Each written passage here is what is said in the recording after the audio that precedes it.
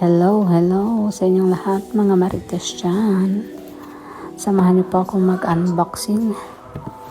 At ipapakita ko po sa inyo ang nabili ko.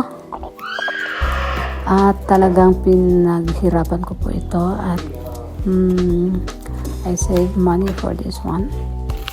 At gusto ko pong i-share sa inyo ang na-purchase ko. At I'm proud to say na galing talaga sa pagod at hirap at pawis at dugo ang pinambili ko dito para I can have at least one Oran Hermes para matry ko siya kung anong feeling. Ito na nga, super excited ako. Galing pa akong work niyan at nawala yung pagod ko nung nakita ko na dumating na pala yung purchase ko. At ito na nga, I think I deserve to have this. I've been longing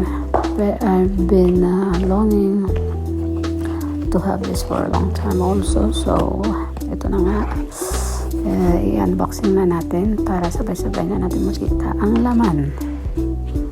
So, pasensya na po sa boses ko kasi medyo maos-maos pa. Napagod ako sa aking work. So, eto na nga siya. Brown yung pinili ko. Gold pala siya sa website. At ang bango ng kanyang leather. Pag yung mga may utang sa inyo, hindi nagbabayad, pwede mo itong isampal. Joke. Char lang po ha. Good thing that I also look at a lot of videos before I purchase this kasi sabi nila mag-add kayo ng half size sa paa nyo at perfect talaga siya sa paa ko. So ang ganda-ganda lang. I love this. Bye!